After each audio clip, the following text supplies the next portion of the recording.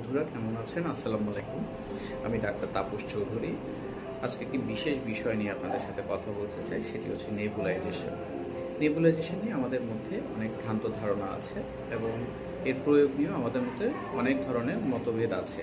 অনেকে এটি অপ্রয়োজনীয় ব্যবহার করে, যেমন সর্দি, সাধারণ নাকে পানি পড়ছে সেটার জন্য ব্যবহার করে, যেখানে এটার কোনো প্রয়োজন নেই।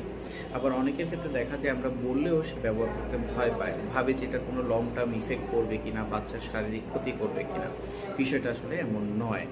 আমরা যখন একটা ওষুধ মুখে খাই, সেটি পাকস্থলীতে যাওয়ার পরে রক্তে যায়, রক্তে যাওয়ার পরে সেটি সারা শরীরে পরিবাহিত হতে থাকে। তো দেখা যায় যে সেটি ব্রেনে যাচ্ছে, সেটি হার্টে যাচ্ছে, সেটি কিডনিতে যাচ্ছে, লিভারে, মানে অপ্রয়োজনীয় অনেক জায়গায় যাচ্ছে, যেখানে আমার এই ওষুধটি পাঠানোর কোনো দরকার ছিল না। অর্থাৎ আমি যদি ওষুধটিকে ফুসফুসকে টার্গেট করে দিয়ে থাকি।